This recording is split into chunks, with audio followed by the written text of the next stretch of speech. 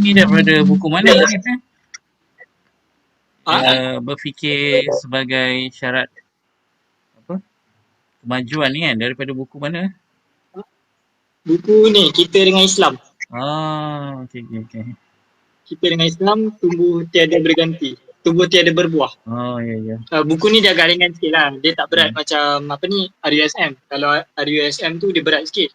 Kalau ni dia banyak cerita pasal, dia banyak sentuh pada masyarakat semasa. Lepas tu cara berfikir Alatas ni dia tetap sama. Kalau keluarga Alatas ni cara berfikir dia tetap sama. Cuma bacaan ni dia agak ringan sikit lah. Maksudnya boleh lah difahami. Berbanding kalau kita nak cerita tentang falsafah, cara pemikiran macam mana agama, worldview Islam, worldview Barat, itu dah agak berat. Jadi kalau cerita tentang benda-benda yang memang ada di sekeliling kita, untuk masyarakat Islam sendiri, masyarakat semasa, dia lebih mudah kita faham dan praktikal tu lebih ada lah. Kalau macam lepas, saya banyak tumpu pada sejarah je kan. Pada sejarah, pada pengenalan. Kalau macam kali ni, kita pada kita realistik sikit lah. Dia tak apa, dia kadang-kadang memang kena bagi orang fikir sikit. Okey je. Sebab dalam keadaan realiti lah kan, bila kita baca buku pun, kita tak boleh nak suruh penulis tu turunkan level tau. Kita kena pergi kepada level dia. Kalau dalam wacana boleh lah kan macam tu. Tapi not all the time lah yang kita boleh, orang kata apa, awak bercakap bagi saya faham lah kan. Sometimes memang macam tu lah. Dan dalam kebanyakan author ni pun dia ada level dia tau, in terms of pemilihan perkataan semua kan.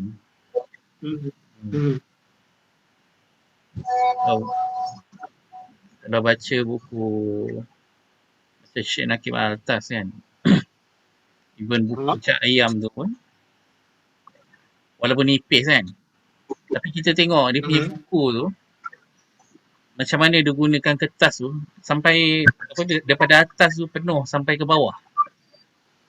Tak ada perenggan kan. Itu style dia lah kan. Kalau kita baca satu muka surat tu dah pening lah sebab dia tak ada perenggan. Lepas tu dia guna font pula kecil daripada atas sampai bawah kan penuh. Bahasa dia pula tinggi. Bahasa pula tinggi kan. Even macam orang yang baca Islam dan Melayu lah, karya Ustaz Siddiq kan. Itu macam cabaran juga tu kan, nak memahami bahasa lenggok tu kan. Ustaz Siddiq macam mana sekarang Kai? Okay. Ya. Ustaz Siddiq tak sihat sekarang? Dia tak sihat. Tapi ada je program itu sekali pasan. Sekarang dia kurang lah sekarang. Dah tak larat tu. Ya. Abang dengar, abang tahu pun daripada siapa post semalam ni? Ke Kai yang post? Tak ingat. Lama dah tu. Lama dah Lama dah.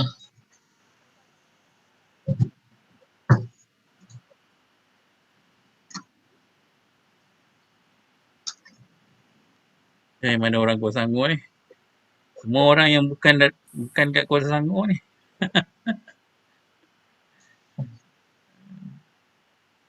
Taklah.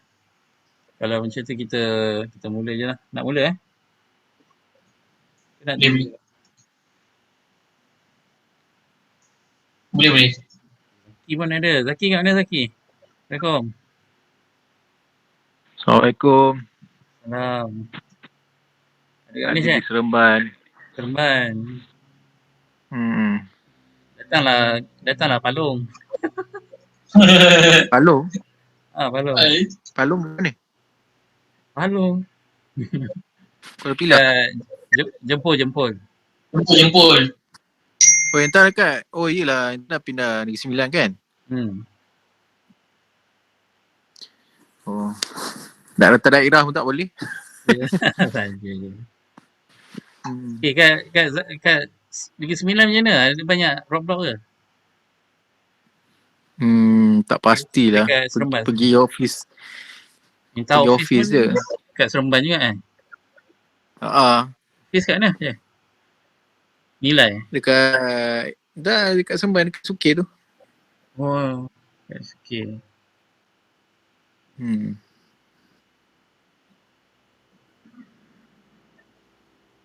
Ingatkan duduk Kuala Selangor lagi. Dah pindah balik ke Kuala Selangor. Ada lah, belum lagi.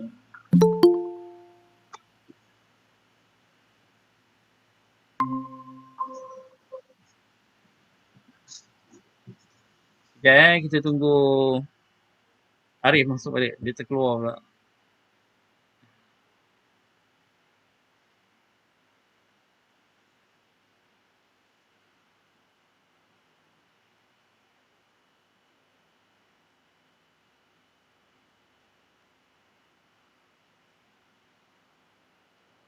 Sini pun teruk juga kes even dekat belah-belah Jempol ni kan. Kampung-kampung pun dah masuk. Dulu mana ada kes sangat. Teruk jugalah.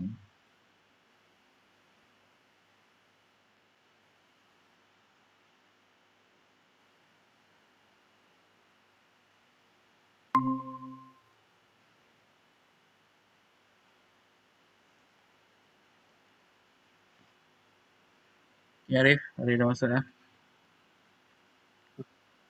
Line okey ke Arif? Line okey. Tadi apps dia crash. Lepas tu dia tertutup. Itulah dia macam-macam dah jadi.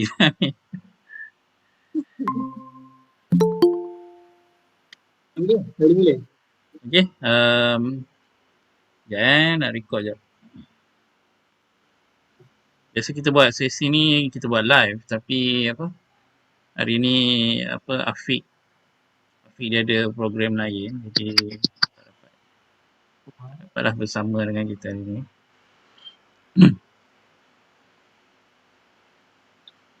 Okay. 1, 2, 3.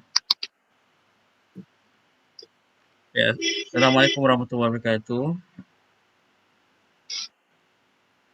Alhamdulillah hari ni kita dapat Salam. bersama dalam Usrah BIM Kuala Selangor. Sesi Julai lah ya. Jadi hari ini kita akan bersama dengan Ustaz Arif Haziq yang insya-Allah akan berkongsi dengan kita tentang tajuk yang sangat penting lah ya. Iaitu berfikir sebagai syarat bagi mencapai kemajuan. Ya. Biasa kalau kita baca tentang berfikir karya-karya pemikiran ni, biasa kita baca daripada penulis-penulis luar lah kan. Ya. Terutamanya daripada Barat dan juga daripada tokoh-tokoh daripada negara daripada tanah Arab lah kan ya. Macam contohnya Ali Hassan An-Nadwi kan.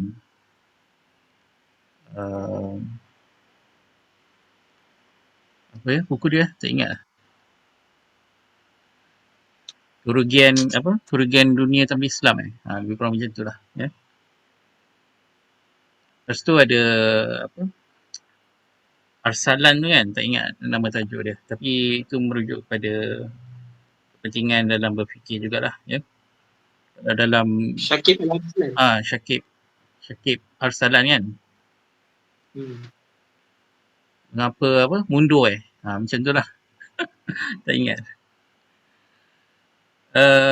Amir Syakib Arsalan kan, dia menulis buku tu sebab ada seorang wartawan daripada Indonesia yang meminta dia bagi jawapan kenapa umat Islam ni mundur kan, ada macam tu lah ya. Jadi dia daripada hasil penulisan dia tu, dia tulis surat kembali kepada wartawan atau seorang tokoh lah di Indonesia tu. Kemudian tulisan tu dibukukan lah ya. Tapi hari ni kita akan berbincang tentang seorang tokoh yang lahir daripada tanah air kita, iaitu semangat ataupun berfikir sebagai syarat kemajuan daripada pandangan Prof. Syed Hussein Alatas lah ya, yang kita begitu kenalilah dengan buku penulisan beliau ya. Nanti Arif akan kongsikanlah pengenalan sedikit tentang Syed Nakib Alatas, Syed Hussein Alatas tidak. Okey,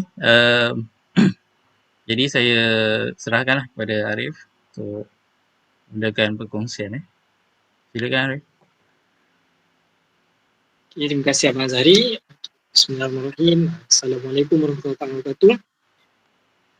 Kita dah buka majlis belum? Kalau belum, kita buka dengan Al-Fatihah dululah.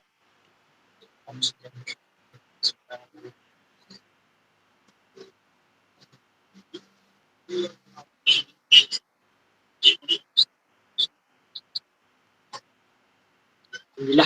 Okay, Alhamdulillah kita masih lagi diberi kesempatan nyawa, kesempatan masa untuk sama-sama kita isi masa lapang kita untuk kita belajar sesuatu daripada apa yang kita baca, apa yang kita alami dengan apa yang kita lalui.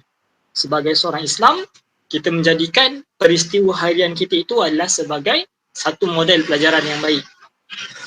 Manusia ini dia akan sentiasa belajar sampailah kita akan mati. Dan saya cabar diri saya sendiri untuk saya isi semasa semester break ni, untuk saya baca buku, penuhkan masa saya dengan buku. Dan bukan sahaja saya, malah kawan-kawan saya sendiri di Abdi Mesir. So kita orang cabar diri kita orang sendiri, kita orang bagi peluang, setiap orang mesti ada buku yang perlu dibaca dan setiap orang mesti ada buku yang perlu dikupas. Kefahaman daripada buku tu memang agak berat sebab kebanyakan buku-buku di arkib Abdi Mesir sendiri adalah buku-buku penulisan Syed Nakib Alatas, keluarga Alatas, buku-buku penulisan para ulama Al-Azhari sendiri. Jadi buku-buku tu agak berat. Jadi nak memahami buku-buku tersebut dia akan ambil masa. Tapi bila difikirkan kembali, sampai bila masyarakat kita tak membangun dengan membaca. Kebanyakan kita hanya memilih untuk mengambil fakta-fakta ringkas daripada internet. Tapi kita lupa ilmu torasi, iaitu ilmu yang telah ada dokumennya yang telah dibukukan tu salah satu cabang yang begitu penting untuk kita dapatkan sumber ilmu. Okey, jadi antara buku yang saya baca yang saya minat untuk saya kupas pada hari ini adalah buku Kita dengan Islam, karangan Profesor Syed Hussein Alatas, di mana Profesor Syed Hussein Alatas ini adalah abang kepada Profesor Syed Nakib Alatas. Dan pemikiran Alatas ini lebih kepada worldview of Islam, iaitu kita melihat pandangan Islam ini secara luas. Pada sekarang, view of Islam ini, saya tak katakan pandangan ini sekular, tidak. Yang mana kita lebih melihat agama itu terpisah dengan hakikat kemasyarakatan zaman sekarang. Dan worldview of Islam ini adalah satu konsep pemikiran yang mana kita adakan interaksi antara pemikiran luar dengan pemikiran Islam itu sendiri. Bukan kita mencampur adukkan, tetapi kita menerima yang baik dan kita tapislah.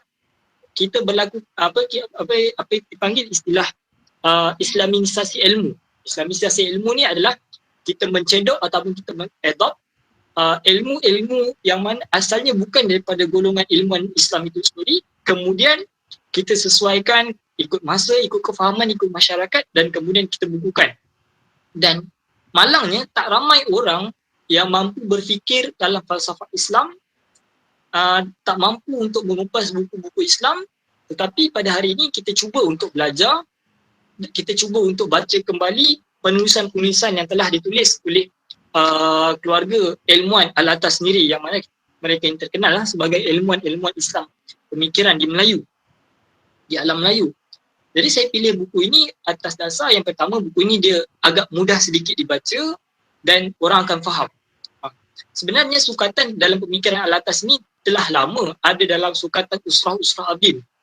Cuma bila sentuh bab pemikiran, apa yang berlaku di peringkat Abin Pusat, buku-buku falsafah pemikiran Islam kebanyakannya ada pada tahun 2016, 2006, 2005, 2004. Atas daripada itu, rekod yang saya ada, yang saya terima, tak banyak menyentuh tentang worldview Islam.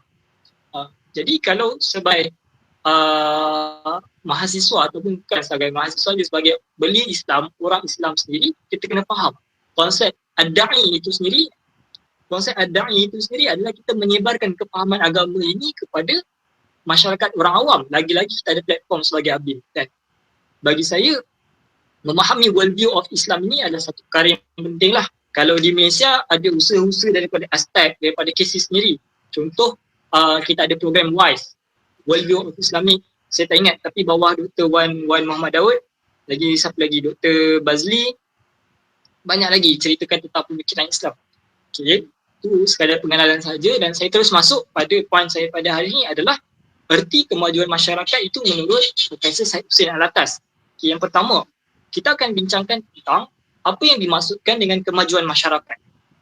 Okay, kemajuan masyarakat ni, perkataan maju itu adalah bergerak ataupun berubah tempat. Contoh, cawan ini maju daripada kiri saya ke kanan saya. Maksudnya saya alihkan cawan ini daripada kiri ke kanan. Kalau kereta ini daripada keadaan statik, dia akan bergerak ke hadapan. Maksudnya kereta itu maju ke hadapan. Itu dari segi konteks fizikal. Tapi kalau dari segi konteks sosial, contoh macam pelajar ini maju dari segi akademiknya. Contoh maju dari segi akademik apa? Pada tahun lepas, pelajar ini gagal dalam subjek sedemikian. Dalam subjek sekian. Tapi pada waktu yang akan datang, pada waktu sekarang, pelajar ini telah lulus subjek sekian dan grade purata pelajar ini adalah baik. Maksudnya pelajar itu maju. Tapi dari segi kemajuan dalam segi sosial yang lebih umum, kemajuan dalam masyarakat ni apa?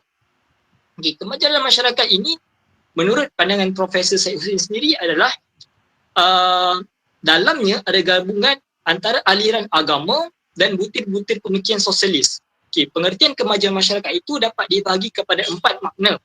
Okay, 4 makna yang disebutkan oleh Profesor Syed Hussein. Yang pertama adalah anggota masyarakat ni dia mestilah mencukupi keperluan asas kehidupan harian. Contoh apa keperluan asas bagi manusia adalah tempat tinggal, pakaian, kesihatan, pendidikan, dan segala keperluan sosial ini dia akan menghasilkan satu benda, iaitu kemakmuran, ataupun tidak menghasilkan satu benda, kemakmuran itu sendiri. Okay, syarat yang kedua adalah sekiranya syarat pertama tadi, iaitu sekiranya keperluan asas manusia itu tidak lengkap, maka kemakmuran tu tak akan ada. Faham tak?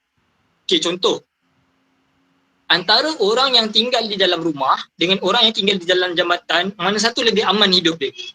Yang mana satu lebih selamat? Dan tentulah orang yang berada dalam rumah. Tetapi adakah orang yang dalam rumah itu makmurnya itu adalah paling baik? Tidak. Kalau dari segi pandangan doktor, profesor sendiri adalah tidak. Sebab apa? Boleh jadi dia ada rumah, dia ada keperluan hidup yang lain, tetapi tujuan rumah itu tidak digunakan pada tempat yang betul. Sebagai contohnya, kita ada pejabat. Okey. Pejabat, katakanlah, kita ada pejabat sebagai hub pusat penyampaian ilmu. Tapi pejabat tu tak digunakan sebaiknya. Kita jadikan pejabat tu tempat main game ke, tempat apa ke. Tak kisahlah, yang penting lari pada main game tu satu benda yang baik juga kan, sebab dia mengumpulkan masyarakat. Benda apa yang tak sesuai lah. Contoh apa kita ada bukan pejabat, kita ada premis, tapi kita jadikan premis tu sebagai premis perjudian. Maksudnya kita gunakan satu tempat yang dah ada itu pada tujuan yang salah.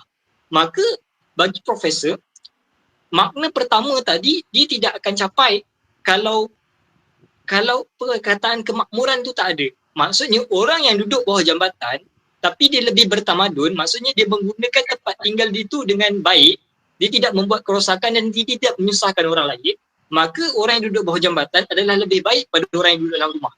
Faham tak? Maksudnya keperluan manusia ni dia bukan hanya keperluan jasmani saja.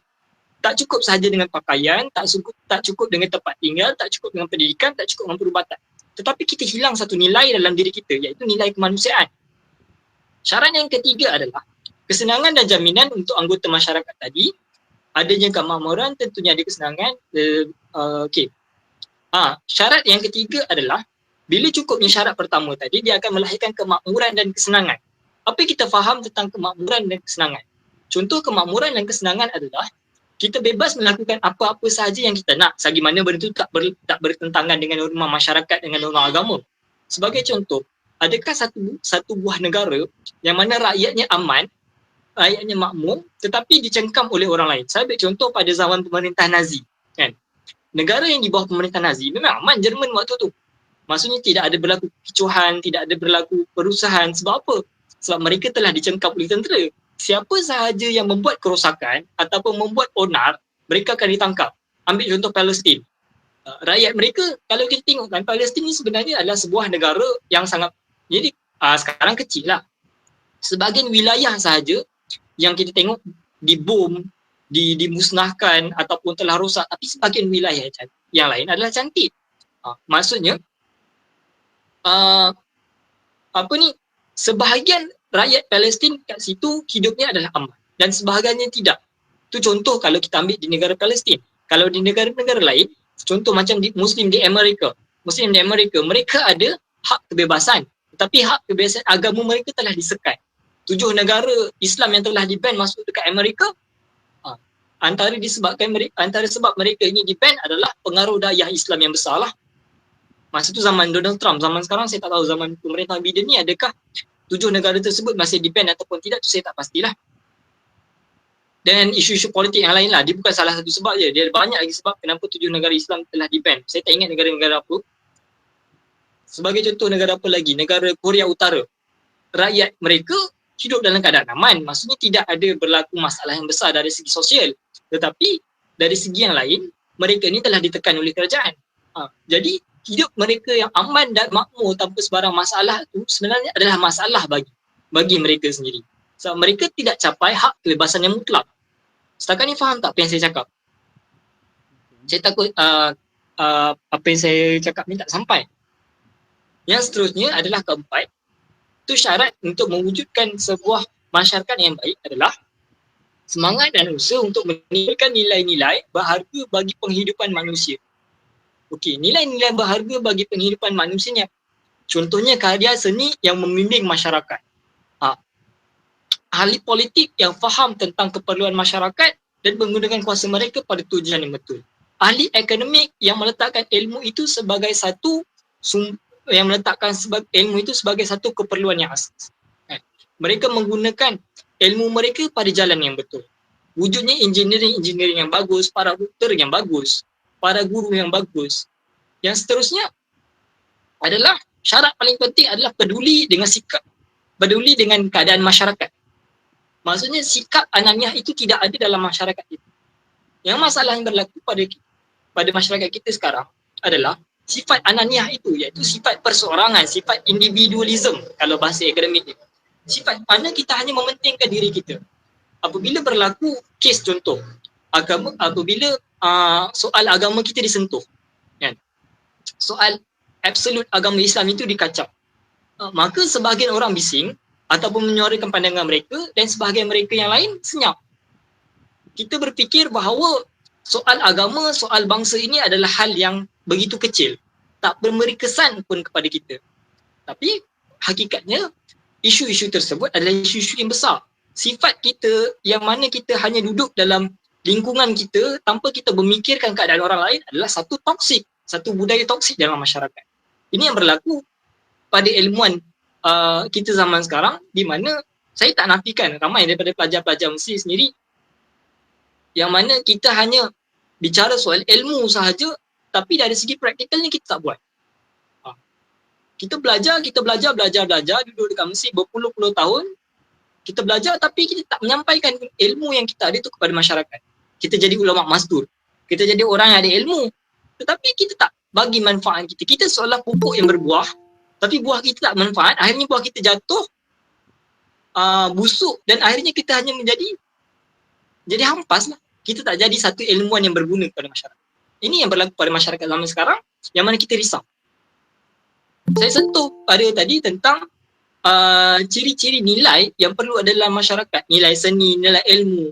Masalah zaman sekarang adalah kita ada nilai seni dari segi industri perfilman, tapi adakah industri perfilman kita di negara Malaysia itu adalah satu industri yang baik? Kita kena lihat balik filem-filem yang sepatutnya tujuan asalnya memberi satu nilai kepada masyarakat, tapi dia tak memberi nilai kepada masyarakat. Padahal filem-filem yang dibawa masuk ke dalam Malaysia masih lagi 18 tahun ke atas, masih lagi violence and gore, yang mana filem-filem tersebut tak ada nilai. Kalau ada pun nilai yang diberi, nilai itu sikit je. Kebanyakannya masih lagi ditunjuk. Contoh, adegan-adegan lucah, adegan-adegan gangsterism, yang mana dalam setiap awal video dan hujung video tu diperingatkan, ini adalah lakonan sahaja, perlu ambil nilai yang baik, semua yang berlaku itu adalah tipuan belaka, lakonan saja. Tapi hakikatnya ayat-ayat tersebut hanya menutup nilai yang telah disampaikan dalam cerita. Contoh, penggunaan bahasa kasar gangster, adegan-adegan lucah dalam filem-filem Malaysia tanah air sendiri pun sebenarnya ada satu budaya toksik di mana dia tidak memberi kesan kepada masyarakat. Kalaulah dia memberi kesan kepada masyarakat, masyarakat itu akan jadi lebih baik daripada atau menjadi lebih baik hasil ataupun kesan ta'asur daripada filem-filem tersebut. Hakikatnya tidak. Kita melihat pada tahun 2010 ataupun 2011, di mana zaman munculnya filem KL Gangster, berapa ramai budak-budak yang menggunakan bahasa-bahasa kasar sebagai sebagai bahasa harian mereka. Penggunaan luar, kata-kata ni dah lama lah, kata gangster lain saya tak hafal lah, saya tak tahu. Tapi nilai tersebut daripada filem tersebut, walaupun dalam filem tersebut ada unsur yang baik, tapi unsur yang buruk daripada filem tersebut, dia telah memberi kesan kepada masyarakat. Benda ni yang kita perlu risau, benda ni yang kita perlu fikir. Okey, habis dalam kelima-lima nilai yang perlu ada dalam masyarakat ini untuk maju. Okay, menurut profesor juga, sekiranya semua nilai ini telah dicapai, iaitu pertama nilai kehidupan asas, yang kedua nilai harmoni, yang ketiga nilai keamanan, yang keempat nilai-nilai tambahan, dan yang kelima nilai sifat kemasyarakatan. Jika kesemua nilai ini telah dicapai, barulah masyarakat itu dikatakan maju. Okey. Bila antara perkara yang ditambahkan oleh Prof, macam mana kita nak islah sebuah negara bila kita dah tahu dah semua nilai-nilai ni, tapi praktikal macam mana? Yang pertama menurut beliau adalah kita melihat punca berlaku kebobrokan di satu tempat. Okey, contoh dekat Malaysia, isunya ada premis tapi dijadikan sarang pelacuran. Apa yang menyebabkan sarang pelacuran itu berlaku? Apa yang menyebabkan aktiviti pelacuran itu berlaku? Desakan ekonomi, moraliti masyarakat. Contoh apa lagi? Isu rasuah. Kenapa rasuah itu berlaku? Sedangkan kita ada pendidikan. Bila perkara tersebut dikaji dari segi akar umbinya, barulah dapat diislah. Yang kedua adalah ideologi. Okey, contoh. Ideologi yang telah dibawa ataupun telah dititipkan kepada masyarakat Malaysia, tanah Melayu, yang dibawa oleh masyarakat Barat pada zaman imperialis dulu adalah orang Melayu duduk kat kampung, orang Cina duduk kat bandar, orang India duduk kat estate. Yang mana kaya sahaja dapat akses pendidikan, tak kisahlah pada mana-mana bangsa, Melayu ke Cina ke India, yang mana ada pengaruh baru dapat akses pendidikan. Yang mana tak berpengaruh, yang mana daripada bawah tak dapat akses pendidikan. Dan bila zaman penjajahan telah habis, kesan tu masih lagi ada. Tak perlulah belajar jauh-jauh, duduk je kat kampung, kita tanam padi, kita tanam buah, kita usahakan bisnes kecil-kecilan. Tak perlu dimajukan, kita hidup dengan sekadarnya. Bahawa pemikiran-pemikiran ini salah. Kita tak mampu untuk majukan diri kita ke hadapan jika kita masih terkongkong dengan keadaan asal kita. Sebab itu kita kena keluar, kita kena faham, kita kena belajar. Macam mana cara berfikir yang betul? Cara yang berfikir yang betul ini adalah muncul apabila kita belajar untuk membaca satu, kita bergaul dengan golongan ilmuwan dan kita ada rasa untuk kita majukan masyarakat kita. Bila dah ada rasa semua benda ni, barulah erti kemajuan tu ada. Faham? Barulah erti nak wujudkan sebuah masyarakat bangsa yang maju tu ada, tapi kesedaran tu tak ada. Lambat ada pada waktu 80-an.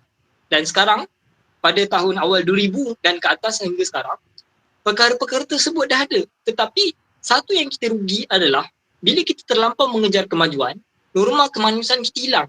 Faham tak? Kita dah lupa satu benda. Kita lupa kepada norma rohani. Di mana norma rohani itulah membawa kepada ketuhanan. Jangan cerita pasal ketuhanan. Jangan cerita pasal rohani. Kalau ketuhanan kita dah mula persoalkan. Di mana ilmu-ilmu logik pada zaman sekarang menidakkan Tuhan. Golongan-golongan sekular sudah mula untuk menyuarakan pandangan mereka. Golongan-golongan LGBT, mereka menghasut golongan-golongan orang-orang yang tidak ada asas agama ini supaya terpengaruh dengan pemikiran mereka. Akhirnya masyarakat kita rosak. Bila kita terlampau fokus pada lahiriah, pada satu benda yang bersifat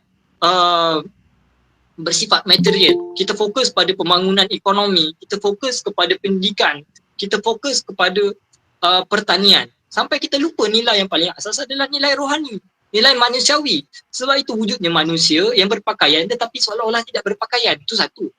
Wujudnya manusia yang ada pendidikan tapi seolah-olah tidak ada pendidikan, tidak ada akhlak. Pendidikan dia tidak akan datang dengan akhlak, dia tidak akan datang dengan sekeping sijil. Tak. Bahkan pendidikan ni, malah pendidikan ni dia datang daripada kita punya cara berfikir. Cara kita dia terdidik. Kita terdidik dalam suasana masyarakat yang begitu rapuh akhlaknya. Dan apa yang ditekankan oleh profesor adalah kita dah capai kemajuan lahiriah. Sampai masa sekarang kita bentuk akhlak. Macam mana kita nak bentuk akhlak dalam masyarakat? Dia satu kerja yang sangat besar. Peranan pemimpin, peranan masyarakat itu sendiri. Bahkan dalam masa zaman pemerintahan Sultan Muhammad Al-Fatih, dia melihat bahawa masyarakat Turki pada ketika itu sudah mula lupa Tuhan. Sudah mula sudah mula bobrok. Jadi macam mana dia nak betulkan keadaan yang berlaku pada waktu itu? Dia islah diri dia sendiri. Itu islah konteks dia sebagai pemimpin. Dan kita tak boleh nak fikir jauh sebagai seorang pemimpin lah, sebab mereka adalah pemimpin kerajaan, mereka yang berada di atas. Tapi kita sendiri dari segi konteks kita sebagai masyarakat, macam mana kita nak islah masyarakat itu sendiri? Kalau ada idea boleh bagi tahulah. Hakikat yang paling jelas adalah yang pertama, kita kena ada kesedaran. Macam mana nak wujudkan kesedaran dalam masyarakat itu sendiri?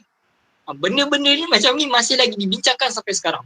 Kita ada jawapan, tapi kita tak ada solusi dan kita tak ada tindakan. Kita ada tindakan, tapi kita tak ada kesan. Macam mana nak wujudkan kesan? Ada satu persoalan yang perlu kita cari sendiri, yang kita perlu muhasabah sendiri. Saya tak nafikan, kita ada gerakan Islam. Kita ada ABIN, kita ada haluan, kita ada ikram, kita ada isma. Tetapi kenapa kita tak boleh lagi nak memberi kesan kepada masyarakat? Saya bukan tak terima hidayah tu milik Allah. Ya, saya terima hidayah tu milik Allah. Tapi selama-lamanya kalau kita berpegang hidayah itu milik Allah tanpa kita ada usaha yang betul-betul jitu, tak guna juga istilah macam tu. Faham tak? Selesai dalam bab erti kemajuan masyarakat. Saya nak sentuh tentang bab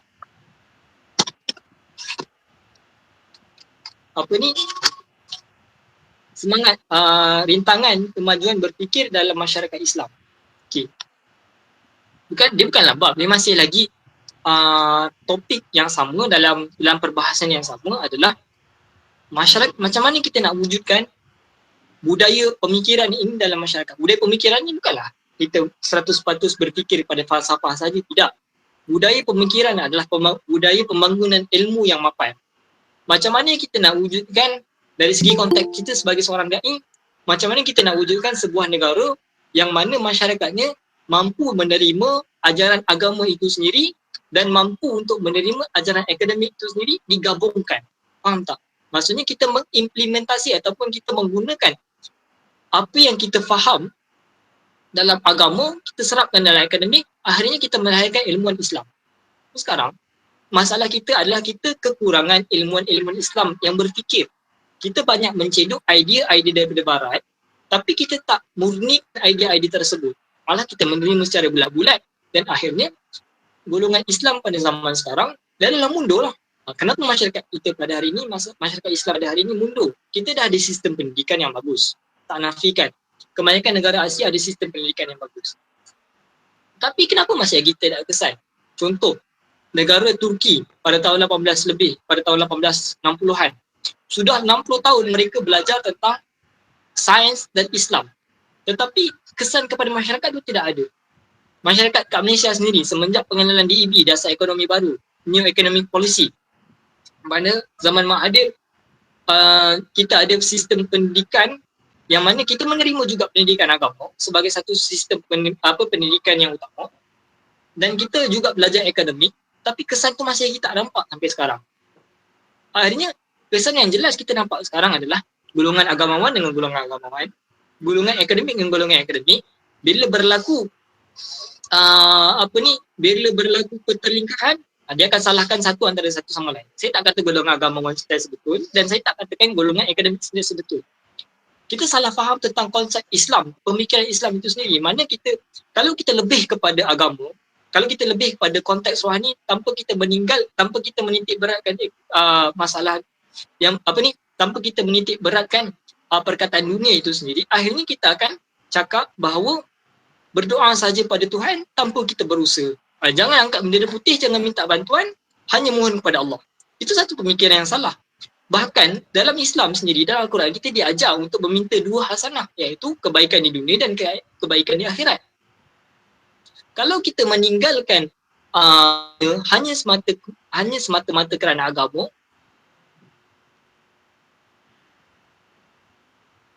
dunia, itu juga satu pemikiran yang bermasalah, di mana akibat daripada kita buta sebelah mata kita, kata Profesor Syed Nakib Alatas, kita tak pandang dunia dengan dua belah mata, kita hanya pandang dengan satu belah mata sahaja, maka bobrok tu mesti akan ada.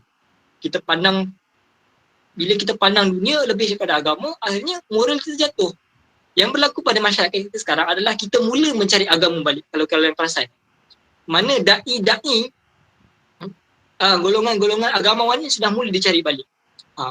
Perkataan agama itu sendiri telah mula digunakan secara meluas. Salah dalam politik tu dah memang lama digunakan.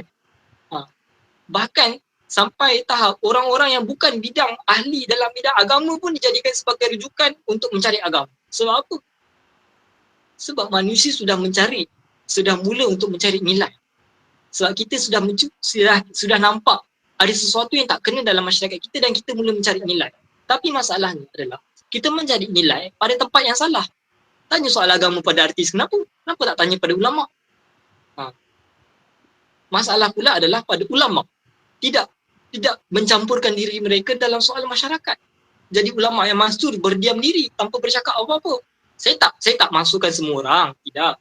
Saya masukkan sebahagian orang sahaja. Maksudnya dua-dua sistem salah.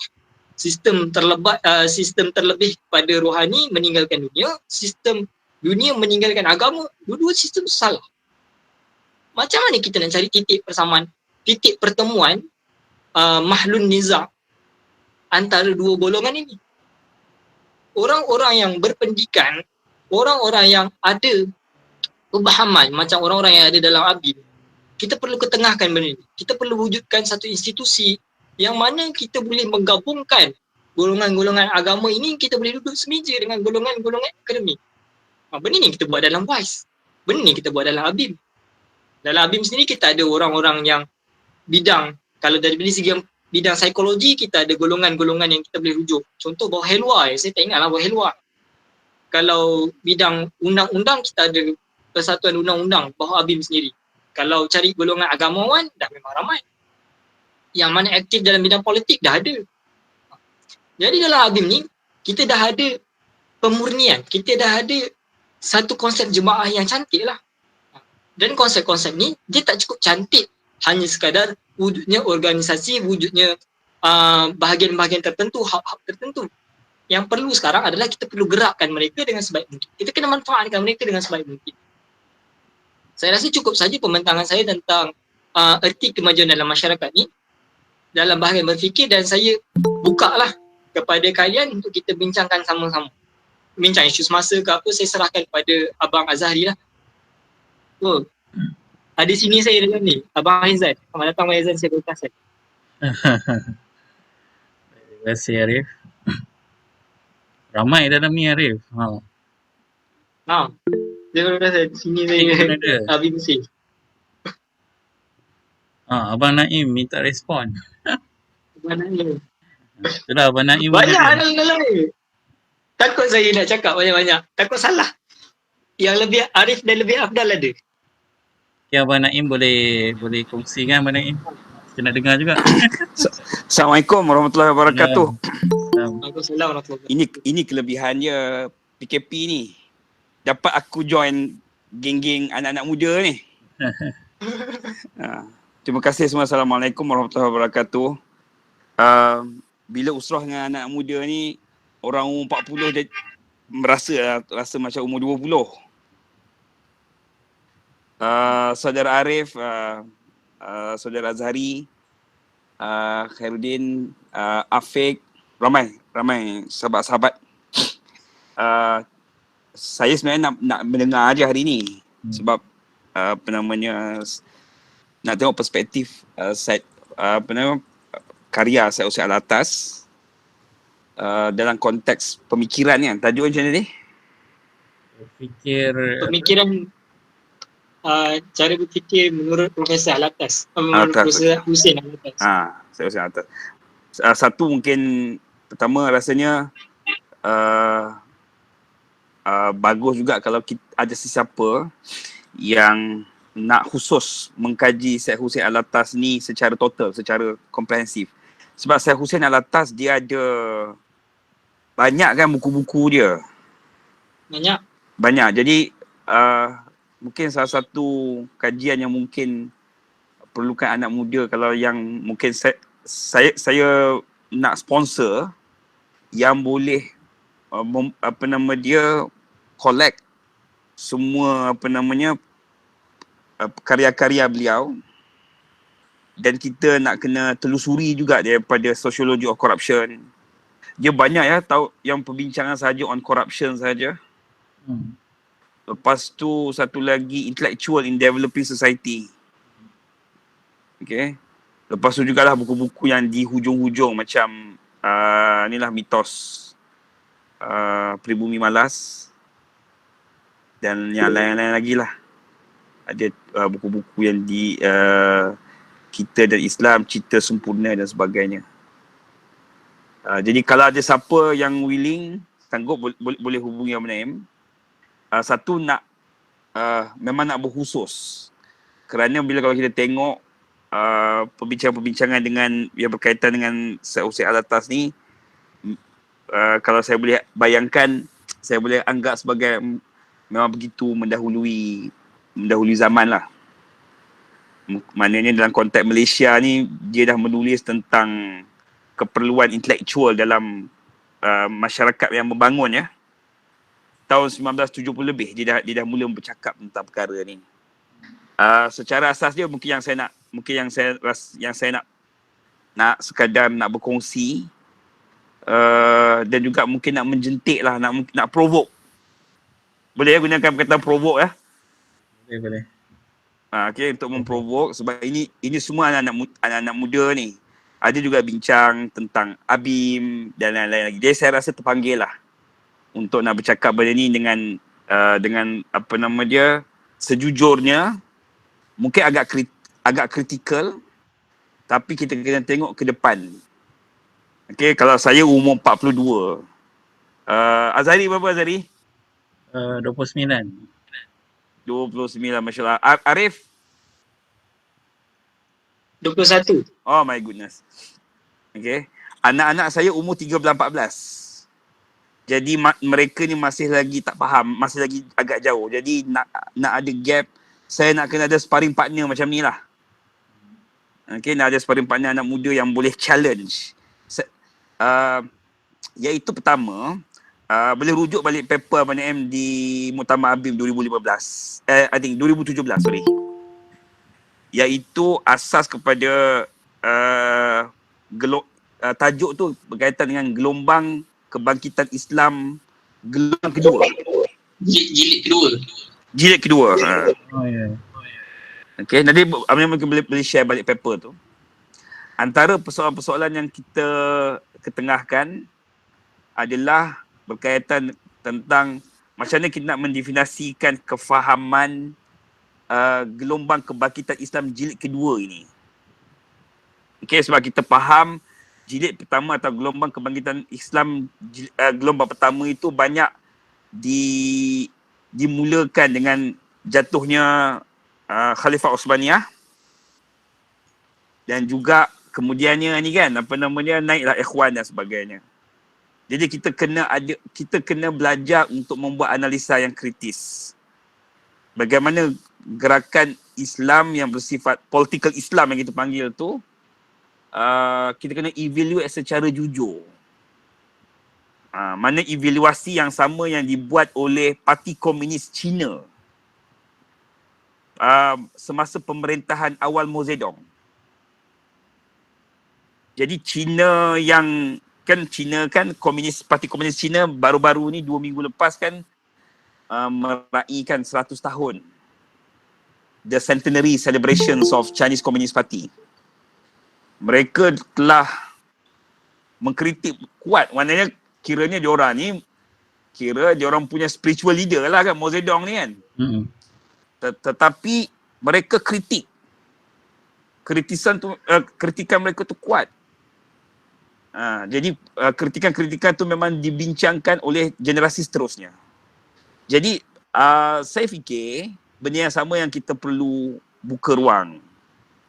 Okey, antaranya adalah adakah gelombang Islam jilid kedua ini akan dipacu dengan naratif yang sama. Apa yang mungkin kita boleh belajar adalah daripada Syed Hussein Alatas adalah pendekatan Islam Syed Hussein Alatas ni dia lebih bersifat diagnostik. Dan dia kurang bersifat ideological. Diagnostik ni maknanya kalau dalam konteks kita sekarang, lebih baik kita bincang tentang Islam tu dalam konteks indikator masyarakat atau indikator ekonomi yang kita boleh sama-sama debatkan. Contoh, faktor-faktor kemiskinan di luar bandar. Ataupun faktor yang sekarang ni yang saya tengah mengkaji tentang faktor mobility sosial. Ada kajian menunjukkan bahawa pelajar di universiti yang datang daripada middle class family lebih mudah untuk cemerlang dalam selepas keluar daripada universiti berbanding mahasiswa yang datang daripada golongan lower middle class, B40. Dan benda ni adalah benda yang paling mencabar sebenarnya kepada orang Melayu. Saya macam contoh, saya datang daripada keluarga B40.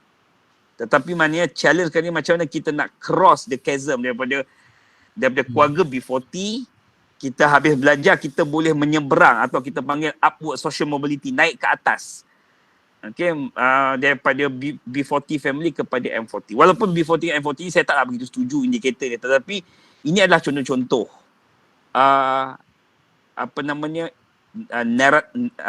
naratif Islam yang bersifat diagnostik. Mana kita boleh diagnose faktor-faktor tu. Macam contoh, mungkin kena ada someone yang boleh kaji tentang LGBT kan. LGBT ni isu kritikal dekat Eropah sekarang ni kan. Sampai masa Euro hari tu bergaduh geng-geng ni kan. Masa Jerman lawan Hungary dan sebagainya. Tetapi maknanya kalau di Eropah pun dah ada negara-negara yang Orthodox Kristian yang dah membantah dari melalui perundangan, bermaksud kita pun kena ambil gelombang yang sama bahawa isu LGBT ni memang kita kena address from diagnostic perspective.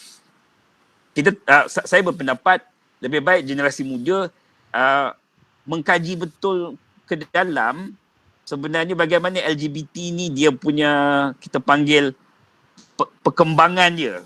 Macam saya datang dari sekolah asrama, saya tahu sebenarnya LGBT ni. Dia datang daripada mana? Kan? Jadi kita tahu dia punya proses bagaimana seseorang tu boleh sampai subscribe ke peringkat budaya LGBT. Jadi maknanya yang mungkin saya nak kongsi itu saja, iaitu kita kena ambil semangat Syed Hussein Alatas supaya kita membawa naratif Islam tu yang bersifat diagnostik. Diagnostik maknanya ada benda yang kita selesaikan di bawah. Kalau isunya isu kemiskinan, kita selesaikan. Ada dia punya strategi dia. Ada dia punya actionable strategi yang di bawah yang kita boleh selesaikan. Satu lagi mungkin saya boleh share antara isu yang saya present dalam paper tu yang mungkin saya rasa masih relevan sampai sekarang ni adalah gerakan Islam sudah tidak boleh bersifat eksklusif. So, maknanya kalau contoh kita mungkin ada 40% je solution kepada masalah diagnostik yang kita sebutkan tadi kan. Jadi apa yang kita perlu buat lah, kita kena banyak bekerjasama dengan movement-movement lain. Tim-tim lain yang bukan datang daripada simbol kita, bukan datang daripada representasi kita.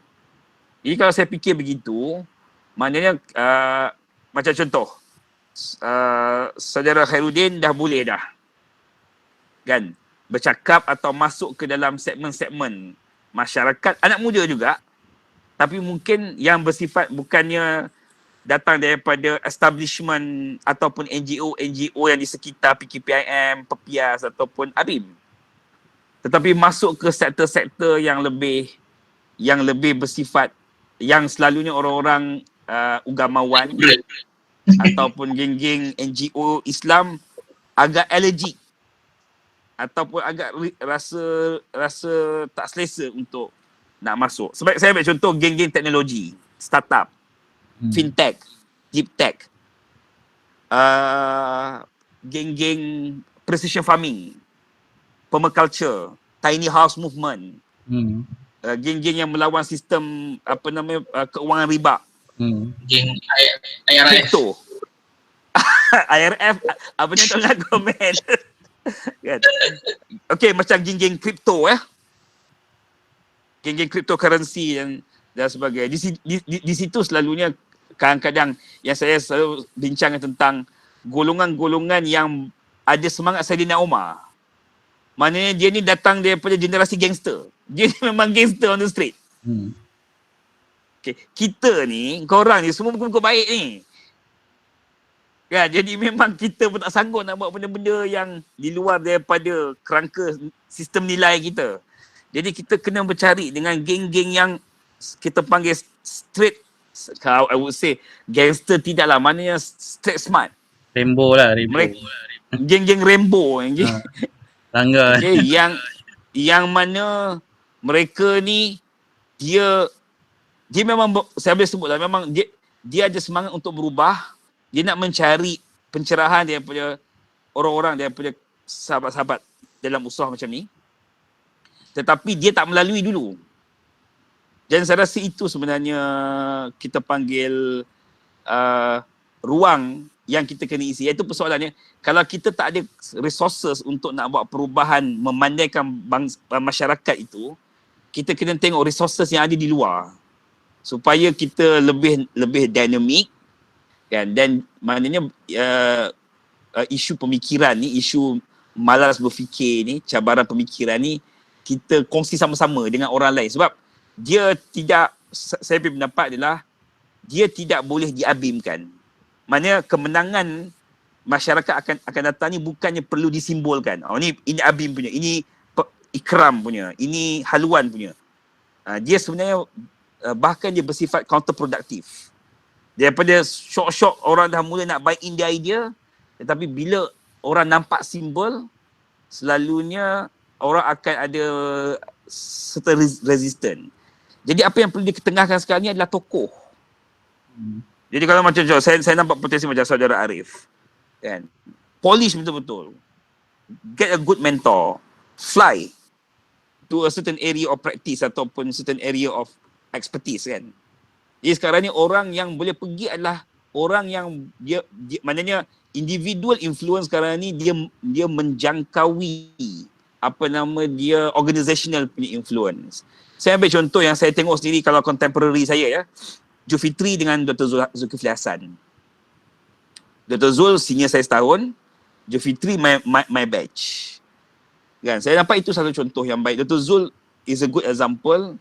Maknanya kalau dalam Islamic finance sendiri pun Dr. Zul memang dikenali sebagai antara the youngest Islamic scholar yang menang award sangat awal. Masa dia menang award tu tak selesai masa tu, dia baru lagi dia masih di USIM masa tu. Jadi mana Dr. Zul dia always challenge himself to go in other area. Mana dia mula dengan Profesor Suhail Inayatullah for future studies.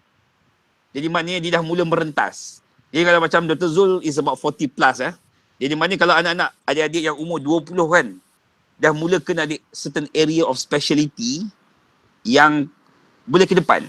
Jadi maknanya orang nampak tokoh-tokoh yang datang daripada PKPM, datang daripada ABIM itu mempunyai kita panggil contemporary expertise. Okay, di bidang yang baru. Okay. Tapi maknanya representation dalam jamaah dan sebagainya itu kekal seperti yang dirancang. Dia bila situ orang akan nampak ketokohan tu ada dia punya foundation dia, sebab kita risau satu influencer ni pula, geng-geng influencer ni dia tak ada basis langsung. Kan, yang ni saya pun nak kena highlight jugalah. Iaitu the end of micro influencer ni memang dah di hujung dah sebenarnya.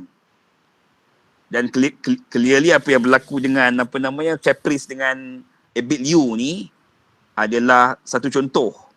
Iaitu kita memang suka maknanya kita bukan suka pun, tapi sebab otak kita ni teori dia kalau siapa nak minat study benda ni boleh jadi disiplin baru. Dia panggil sebagai behavioral economics. Ataupun kita panggil behavioral science.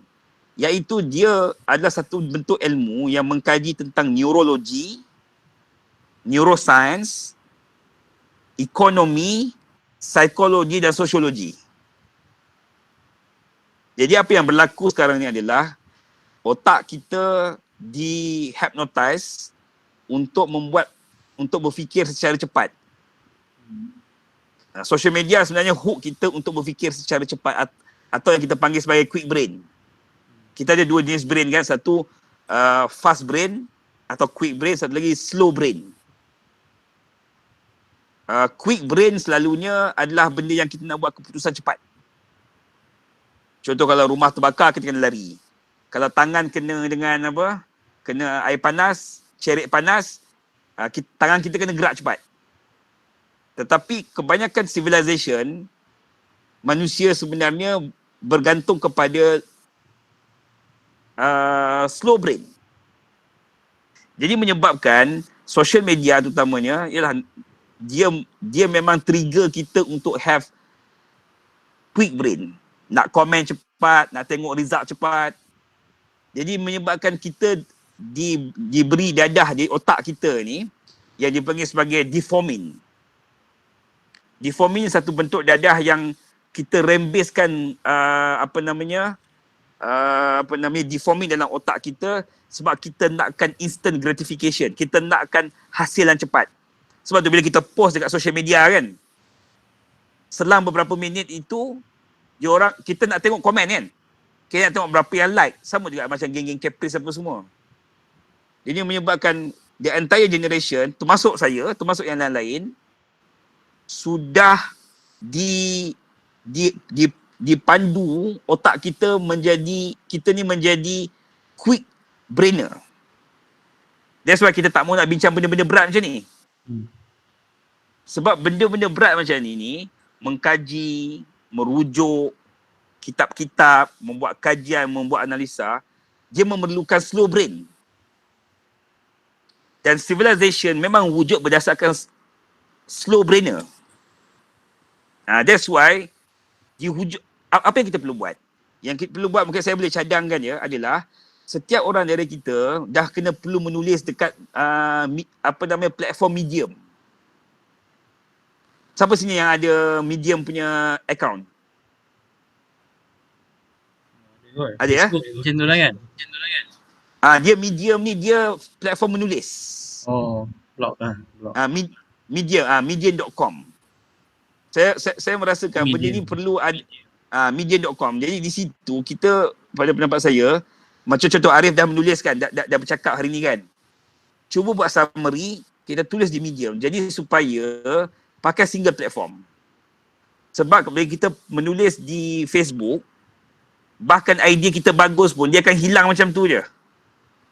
Sebab algoritma social media dia bukan nakkan quality, dia nakkan engagement. That's why kita tengok orang-orang yang jadi top influencer macam TikTok tu kan, tak apa-apa punya buat, dia boleh dapat 2 juta 3 juta view kan. Kita buat benda yang ada quality pun kadang-kadang kita tak ada. Sebab apa? Sebab kita meletakkan quality idea kita, karya kita, penulisan kita di tempat yang salah. Jadi mungkin action plan dia adalah boleh lepas ni kita sama-sama menulis kat Medium. Saya pun masih baru di Medium, tetapi medium.com ni penting sebab kita boleh tak apa, menulis 3-4 paragraf pun tak apa. Tapi sekurang-kurangnya benda tu captured. Dalam algoritma kalau kita bincang satu tajuk yang penting kan, contoh kalau kita nak bincang tajuk tentang hashtagging kita Syed Hussein Alatas malam ni sebagai contoh. Medium boleh capture. Sekurang-kurangnya lagi 5 tahun kalau orang nak merujuk perbincangan kita, jumpa. Berbanding kalau kita buat Facebook Live. Facebook Live practically sebenarnya yang paling counter productive adalah Facebook Live. Sebab sayang, saya pernah bagi nasihat kepada beberapa tokoh macam Dr. Daud Bakar supaya mengelak daripada menggunakan Facebook Live terlalu banyak. Sebab letakkan tempat yang macam di pasar tani kan. Barang yang bagus dia letak di pasar yang nilainya rendah. Sebab tu kita tengok berapa ramai orang yang last dia tak tengok Facebook Live. Ya. Patut masuk Kinokuniya. Exactly. Jadi that's why benda-benda strategi ni adalah benda-benda yang saya rasa anak-anak muda lebih faham. Cuma saya mungkin boleh share from my perspective lah. Kan, supaya lepas ni kita lebih berstrategi dalam membincangkan benda ni. Kalau tak nantilah last usrah macam ni habis macam tu je. Kan, kita tak capture, kita tak recordkan dalam satu platform yang sebenarnya kita boleh retrieve dan kita boleh buat rujukan lagi 5 tahun, lagi 10 tahun. Kerana apa? Kerana kita dah disogokkan dengan quick brain. Nak semua benda cepat. That's why kena ada ruang untuk kita stop. Kita panggil, kita kurangkan untuk kita kena deforming quick brain ini. Caranya adalah we work something yang slow. Maknanya we need to slow down our life. Maknanya kita kena berfikir tu jangan tiba-tiba je untuk nak buat keputusan. Kita fikir dulu, kita buat kajian, kita delay our respon terhadap sesuatu. Dan kalau kita salah dengan respon kita tu, kita ada kesediaan untuk mengaku kesilapan. Saya rasa itu sedikit perkongsian. Maaf kalau panjang, tapi saya nak bagi konteks kepada orang yang umur 40. Kan, that's my perspective. Kalau rasanya ada benda yang saya kongsikan ni sekurang-kurangnya boleh avoid few mistake yang mungkin di masa muda saya mungkin kita tak begitu dapat pencerahan di peringkat awal. Mungkin tak adalah banyak sangat dinding yang aku langgar dulu. Kan? Okay, wallahu alam. Terima kasih soalan Abang Naim tadi. Okay. Itulah macam Abang Naim cakap tadi kan. Kalau kita dapat belajar daripada pengalaman orang, itu lebih baik lah. Ya. Saya pernah dengar Abang Izwan Suhadak lah, dia kata kan. Bila kita baca buku ataupun kita dengar pandangan orang tu, seolah-olah kita dapat sebahagian daripada hidup dia tu yang dia telah lalui tu kan, kita dapat sebahagian daripada hidup dia tu. Seolah-olah walaupun kita umur 20-an kan, tapi seolah-olah kita dah dapat pengalaman hidup daripada orang yang menulis ataupun yang cerita tadi lah. Okay. Jadi cadangan Abang Naim tu kita boleh teruskan lah ya. Medium tadi medium.com. Medium.com. Sebab itulah betul juga abang Naim sebut tadi. Kita cuma istilah dia tu saya baru tahu lah. Slow brain kan. Slow brain dengan quick brain. Sebab kita memang nak benda semua cepat. Macam hujah lah. Kalau kita penyokong parti ni kan. Bila dah ada datang hujah baru, kita dah tak kisahlah hujah tu betul ke tak betul. Sebab kita macam kita nak bersangkut pada asalkan ada jawapan. Dia macam tu kan. Tak kisahlah jawapan tu make sense ke, kita pun tak baca, kita forward je kan. Dia macam tu lah. Kita tengok dalam grup WhatsApp pun macam tu. Bila ada isu panas kan, tiba-tiba adalah penyokong parti ni dia hantar hujah-hujah daripada tak siapa-siapa lah kan. Dia macam tu lah. Dan dia tak kisah pun apa yang ditulis dalam hujah tu kan, betul make sense ke tak make sense ke. Asalkan benda tu dia dapat hilangkan keresahan dalam dia lah kan. Seolah-olah macam orang lain kalau dia tak bagi jawapan, orang lain pun rasa macam dia tak ada, dah habis dalil lah orang kata. Ya. Dan seperti Abang Naim sebut tadi, memang kita kena engage lah dengan orang lain. Saya baca sebuah buku The Wisdom of the Crowd. James Surowski tulis.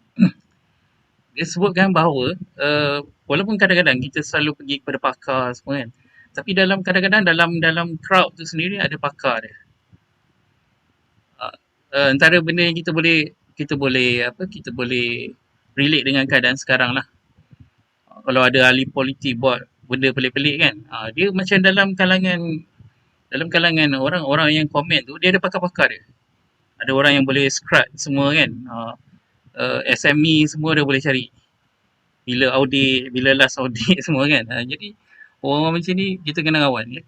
Dan dia pun sebab kadang-kadang perkara-perkara macam ni kita sendiri, seperti Abang Naim sebut lah, kita pun kadang-kadang kita memanglah orang Habib memang baik-baik lah sebenarnya cerita kan. Kadang-kadang benda yang dark-dark ni takkan kita nak buat macam tu, kita Habib kan. Dia macam tu lah. Jadi kalau kita kawan-kawan dengan orang yang orang kata yang ada many colours ni lah kan ya. Kita dapat satu, kita dapat majukan diri kita, dan lagi satu, kita pun tak rasa bahawa kita ni dekat atas, orang lain semua kat bawah. Kadang-kadang kita dalam gerakan Islam, kadang-kadang kita ada rasa macam tu. Kita rasa pembacaan kita paling tinggi lah, padahal sebenarnya orang lain baca lagi tinggi kan. Bila kita keluar daripada kepompong kita tu, kadang-kadang kita dapat sebab banyak je bidang-bidang yang sebenarnya kita tak, kadang-kadang sebab kita terlalu ikutkan mengulamakan Islam, mengislamkan memprofesionalkan ulama, mengulamakan profesional tu kan. Dia dah jadi macam satu melting pot lah ya. Tapi which is dalam tu bagus sebenarnya, sebab dia kepakaran dalam satu jemaah tu makin kuat ya. Ada pakar boleh kongsi pasal Islam, pasal agama. Ada pakar pun boleh bagi pandangan tentang dunia profesional lah kan. Jadi benda tu sebenarnya bagus. Tapi dekat luar pun ada juga orang-orang professionals yang kita kena dekati lah ya. Macam Abang Naim sebut tadi kan, kadang-kadang professionals dalam bidang contohnya ekonomi kan, macam doktor pakar, kadang-kadang kita tengok dia tak ada ramai followers tau ya. Macam saya suka baca sejarah kan. Macam saya suka baca sejarah. Saya tengok orang-orang, kalau profesor sejarah ni ditulis kan, macam contohnya Prof Emeritus Ahmad Adam kan. Dia yang like pun macam 20, 30. Prof Emeritus kot kan.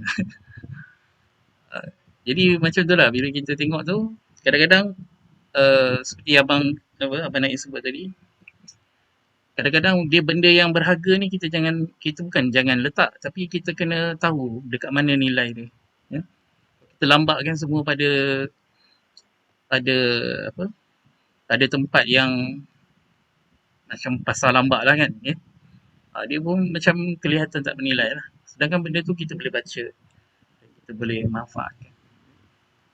Jadi kita boleh lah, apa, saya dah tulis kat situ, medium.com tu boleh lah apa, sign in ke kan, buat penulisan, ya.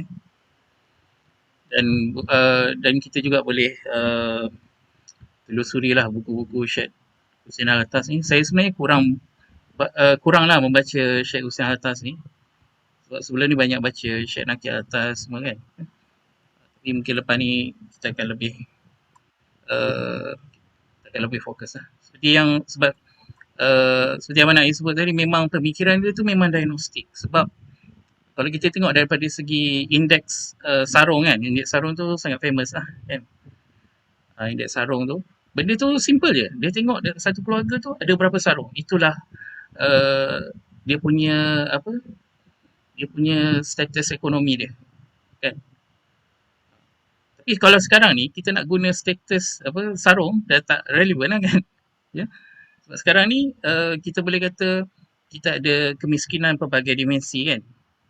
Ada orang miskin sebab ni, ada orang miskin sebab ni. Even for B40 M40 pun sebab hutang banyak, tanggungan banyak kan, ya. Kadang-kadang diorang ni lebih miskin daripada B40. Baru-baru ni Datuk Maidin Amir Maidin dia sebut bahawa kalau dalam pemberian ni kan, barang-barang keperluan ni kan, dia kata kenapalah orang semua nak bagi beras. Padahal orang B40 ni sebenarnya mungkin dah banyak sangat beras lah kan. Why not bagi benda-benda lain macam contohnya first aid kits ke kan, benda-benda yang dia perlu lah. Jadi sebab itulah kadang-kadang pandangan kita terhadap orang B40 ni pun kita go very low lah, go to the very basic, sedangkan keperluan dia mungkin lain lah, ya. Apapun tajuk tentang tajuk yang dibincangkan hari ni memang menarik lah, ya. Jadi kita kembali kepada keperluan untuk berfikir, keperluan untuk berfikir sebagai syarat kemajuan lah. Dan yang paling penting kalau kita tengok dalam apa yang disebutkan oleh Arif tadi, yang pertama sekali adalah kecukupan keperluan sehari-harian lah, ya. Kan kalau kita tak cukupkan pun, semua hidup dalam keadaan susah, macam mana orang nak berfikir kan, ya? Jadi perkara asas tu kita kena ni lah. Seperti Hamka sebut lah, kalau Hamka sebut dia kata Hamka sebut kalau dalam satu tempat tu dia jumpa orang, dia akan bagi makan dulu, barulah kita nak cerita pasal Islam ke tentang ni ke kan, ya. Jadi benda-benda yang basic tu kena lepas tu. Kadang-kadang kita masuk kampung, kita cerita pasal ni, tapi orang tu ada benda lain lagi yang dia tak cukup, ya. Jadi keperluan untuk memahami tu kadang-kadang penting lah, ya. Okay, ada apa-apa nak share? Aizan ke, Kai ke, Abang Kam? Boleh lah sikit kot bang. Ha. Okay, bismillahirrahmanirrahim. Assalamualaikum warahmatullahi wabarakatuh. Pertamanya tahniah kepada Arif atas perkongsian tentang sebuah buku. Kemudian Abang Naim, dia berkongsi tentang sesuatu yang saya pun tak dapat nak tangkap tu. Walaupun kita umur 27 kan, tapi kenalah tanggungjawab tu kena ambil lah, sebab kita pun akan melangkau ke satu tempoh begitu jugalah. Cuma ada beberapa perkara lah yang bila menyentuh tentang asas berfikir sebagai asas kemajuan umat. Kalau dalam skop saya berumur 27 ke bawah ni, mungkin mampulah saya untuk berfikir kan, untuk berkongsi lah. Jadi saya rasalah kan, berfikir ni dia perlu ada asas dia lah kan. Sebab orang berfikir ni, manusia berfikir, dia akan timbul keinginan berfikir tu daripada pemerhatian dia. Dia tengok satu perkara, dia berfikir. Cuma apa asasnya tu, itu yang perlu dibincangkan. Asasnya kalau bagi kita orang Islam adalah ilmu lah. Sebab agama itu terbentuknya asasnya agama itu atas ilmu. Kan selalu kita dengar awaluddin ma'rifatullah. Perkara awal dalam agama ni adalah mengenal Allah lah. Dalam skop, dalam rangka pelajar mahasiswa ni, saya rasa mungkin perlu diperingatkan lah, tujuan kita belajar asasnya adalah mengenal Tuhan, mengenal erti kehambaan. Jadi bila ditanam benda itu, maknanya dia merasai lah bahawa ilmu yang dia dapat tu, dia dapat connect diri dia dengan ketuhanan. Jadi asas itu kuat lah kan, sebab saya rasa macam Abang Naim sebut, bila bincang tentang buku-buku ni, first dengan nama Syed Hussein Alatas, dengan nama Siddiq Fazil contohnya. So beratnya buku ni kan. Padahal kalau kita baca, yang susah nak faham tulisan dia je kan. So Ustaz Siddiq tulisan dia macam Syed Nakib Alatas. Kalau baca 2-3 kali baru faham. Jadi sebenarnya anak muda ni dia tak minat dah. Dia bukan tak nak belajar, dia tak minat. Dia tak tahu dia belajar untuk apa. Kan? Saya pernah bukan dua alam, tapi dua suasana belajar lah. Satu, saya masuk di sekolah agama menengah, Sahabat Benam. Suasana yang baik, alhamdulillah. Tapi masa tu adalah pengisian diperingatkan tentang ketuhanan, itu yang menghidupkan jiwa-jiwa, orang kata jiwa kita orang Islam nak tak nak itulah. Tapi bila masuk ke solat asrama penuh di Gombak, tak nak sebut nama sekolah mana. So nilai-nilai tu saya sebut je lah sebab kat Gombak tu satu je. SPBX Gombak. Saya tak salahkan cikgu-cikgu, tapi mungkin di situ Abang Naim daripada 6.30 kelas. Lepas tu rehat 20 minit. Lepas tu Zohor sejam rehat. Lepas dah 2.30 tu ingat boleh lena jap. Kelas lagi Abang Naim sampai 5.30 Bazari. 5.30 ingat boleh jog jap. Ada kelas lagi lepas sembahyang asar. Lepas tu 6.30 makan semua, ibadah semayang. Lepas tu pukul 8 kelas lagi sampai 10.30. Siapa je, itulah rutin dia. Pukul 2 baru tidur. 11.30 ada badi lagi, sistem badi dekat asrama. So bila macam tu, budak-budak muda ni dia terlupa aku belajar ni untuk apa.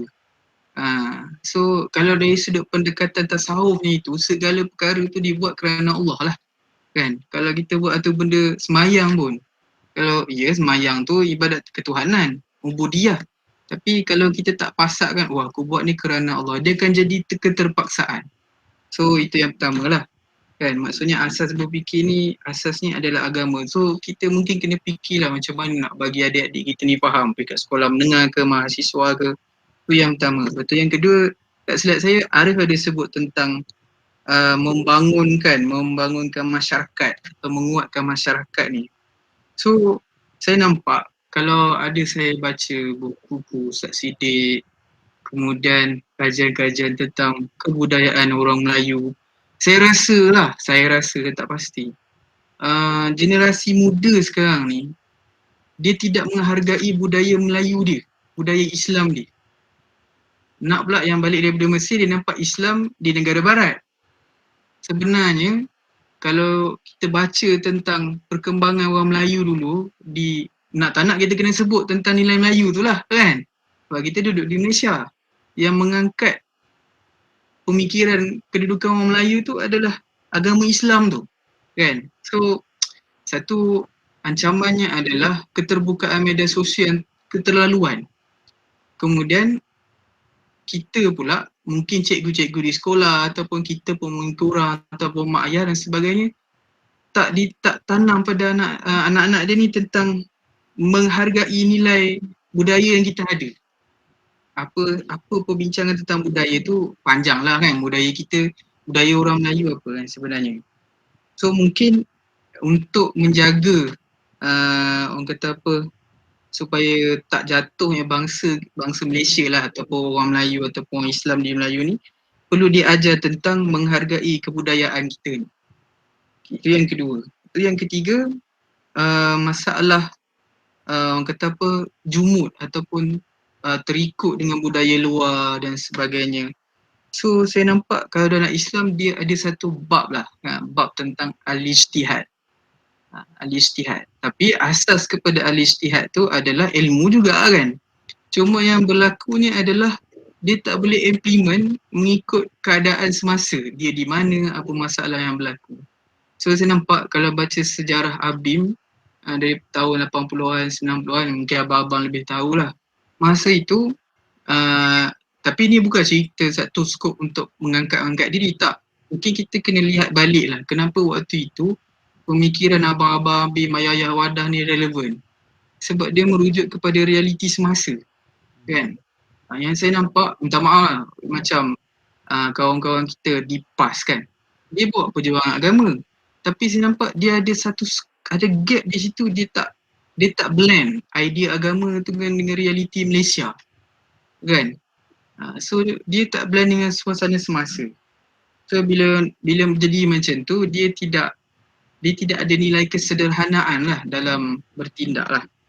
Sebagaimana yang selalu orang kata Syekh Yusof Qaradawi lah kan, mengimbangkan antara pemikiran Turos dengan realiti semasa. Dan kalau dalam agama pun tak habis-habis kan, bergaduh tentang aliran Salafi, Wahabi dan sebagainya. Itu mas pendek cerita nak berkembang orang Melayu Islam ni tak tahulah bila kan. Dan yang keempat, macam Abang Naim sebut, Abang Azhari sebut, sebenarnya saya nampak benda ni makin lama makin nampak bila saya baca sikit-sikit. Sebenarnya dalam ABIM ni, ayah-ayah wadah ni yang hebat-hebat ni masih ada tu. Pakar sejarahnya, pakar Melayunya, pakar ekonominya.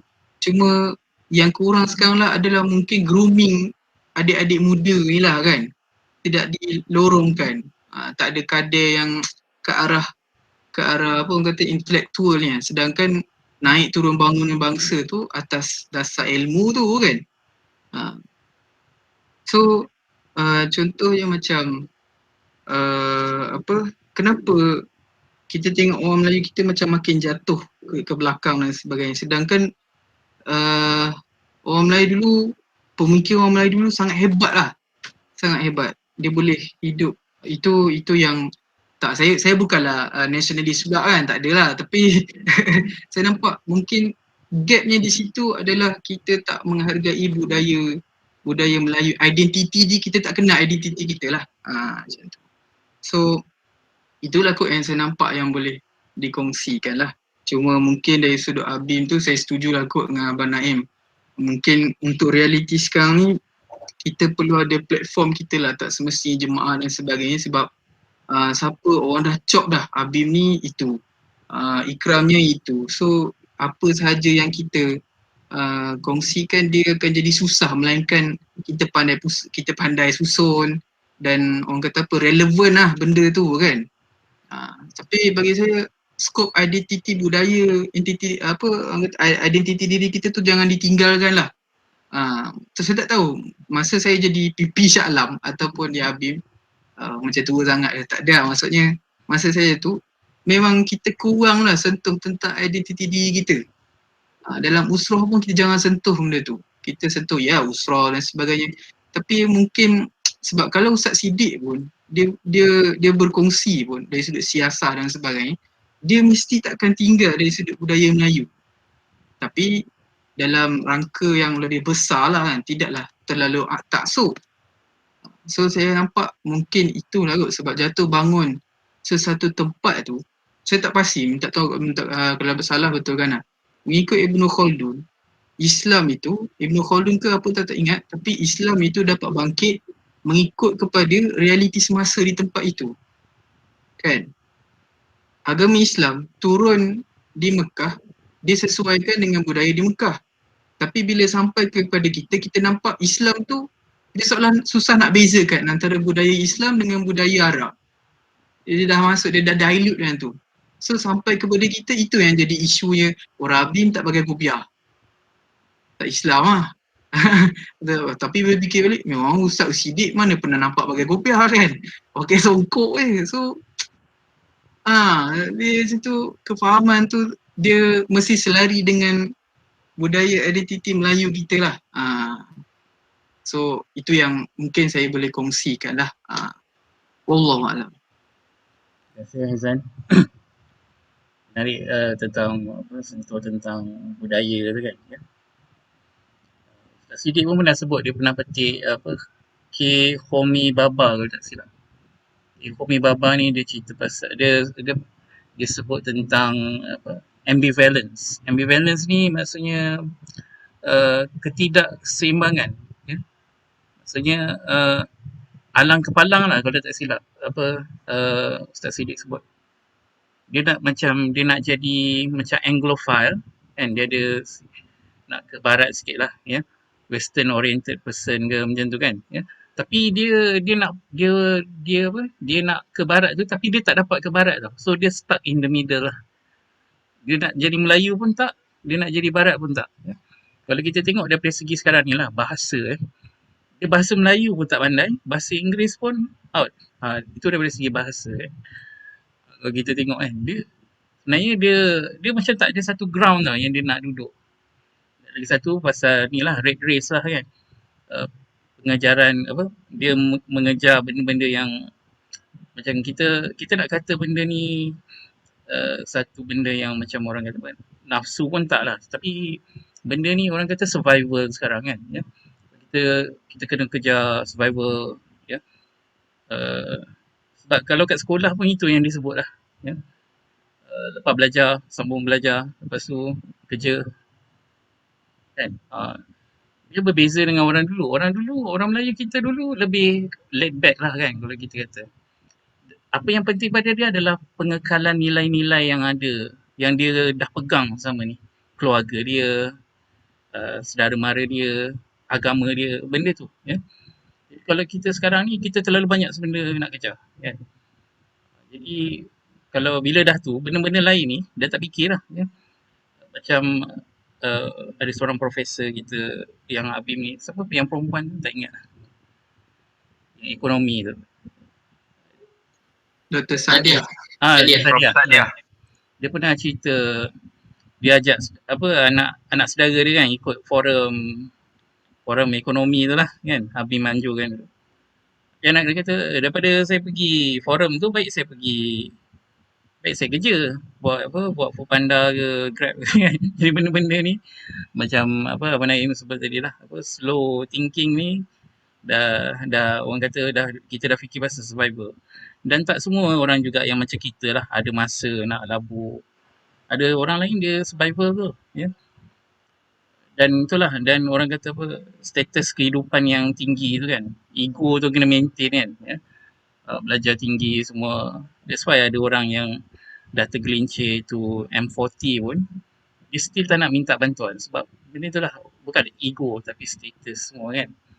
Dia punya air muka dia lah kan. Jadi itulah, kalau kita nak kembali kepada yang macam mana orang Melayu dulu, I think apa yang kita ajar dalam sekolah tu penting. Kalau istilahnya sekarang ni, parents dia amalkan slow life strategy lah, ya. Dia dah tak ada yang macam beranak ramai-ramai, lepas tu pandai-pandai lah hidup kan. Orang kata gamble punya ni kan. Dia lahirkan anak 2-3 orang, tapi dia make sure benda tu jadi, sampai jadilah. At least sampai habis degree kan, slow life strategy lah. Ni dalam apa psikologi kan. Jadi benda tu pun, bila slow life strategy ni, dia dah tak fikir lah pasal masyarakat semua dia, tapi dia, mak ayah dia ajar untuk kejar benda-benda tu lah. Ace, lepas ni dah dapat A, kejar PMR pula A, SPM pula A, lepas tu semua A kan, lepas tu benda tu lah. Jadi itulah apa, macam mana mak ayah membentuk pemikiran tu pun sebenarnya sangat penting. Sebab kalau kita tengok apa yang biasanya lah, kalau harapan daripada ayah tu, kita akan cuba untuk kejar lah benda tu kan. Kalau harapan mak bapak tu sekadar untuk dapat A, lepas tu ni, dia macam tu lah. Jadi itulah sharing lah daripada apa yang kita dah baca. Cabutnya akal tu kan. Dan benda ni kalau kita tengok, ya penting ke kan, tapi betul lah macam Haizan sebut tadi benda tu sebenarnya yang itu dah sebenarnya yang membentuk generasi sebelum kita dulu lah. What matters to us kan. Jadi barulah kita fight. Okay. Dia tak sesiapa nak sharing sikit. Terima kasih Aizan dan Abang Naim. Sebenarnya banyak yang saya belajar. Dan juga Arif lah. Bongkam ke nak share di sini? Kai ke? Alam? Bismillah. Assalamualaikum. Salam. Dapat masuk lewat sikit sebab hari ni penuh dengan online punya program. Jadi lewat sikit dapat masuk. Tak sempat nak dengar sebenarnya full discussion Arif tadi. Tapi daripada respon Abang Naim tu, yang pertama Abang Kos Selangor kena take up apa ni Abang Naim punya offer tu. Boleh. Go ahead. Kan, maksudnya memang sepatutnya lah sekarang ni kita perlu ada satu movement di kalangan anak muda ni yang aggressively berminat kepada karya-karya penulisan ni.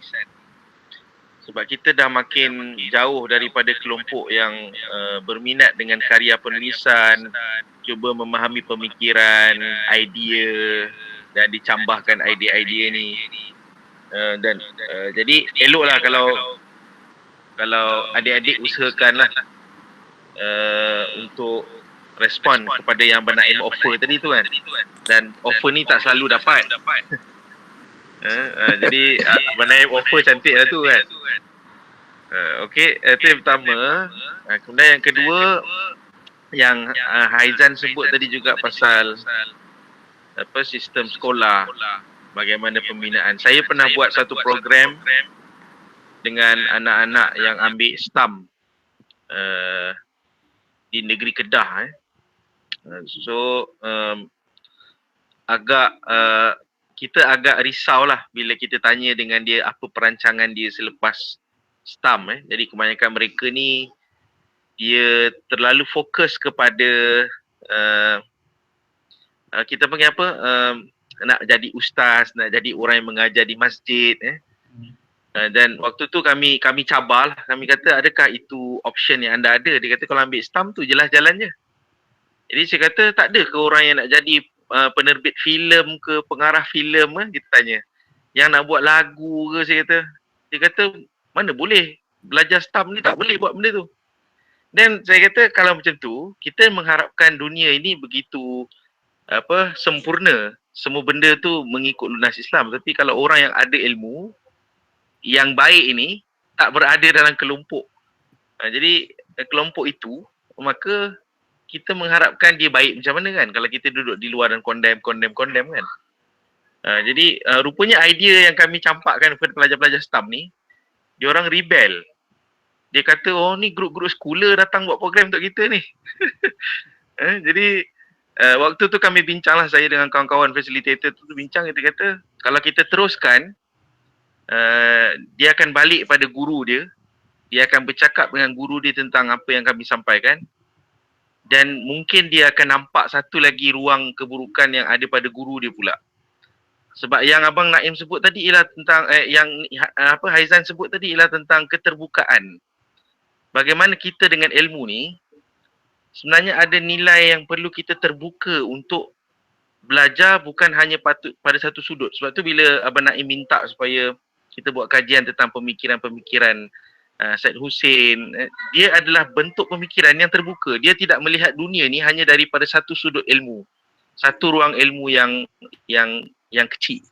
Sebab semua ilmu ni berkait, sehingga kan kami guna hujah yang paling mudah lah dengan adik-adik tu. Kami kata dalam semua subjek-subjek anda belajar ni, yang mana satu subjek agama. Ini hujah paling, saya rasa ni hujah paling simple lah kita pakai kan. Dia kata bahasa Arab, usuluddin subjek agama, faraid subjek agama. Saya kata dalam faraid ada matematik. So adakah awak nak kata matematik bukan subjek agama? Kan? Dalam penentuan waktu sembahyang, kita gunakan matahari. So itu juga ilmu sains dan matematik. Kita nak sidai kain, kita gunakan cahaya matahari. Kita tak ada ilmu syariah yang keringkan pakaian. Kan? Jadi saya kata, adakah kita nak kata bahawa ilmu ini terbahagi kepada beberapa jenis, menyebabkan kita hanya perlu belajar ilmu ni saja.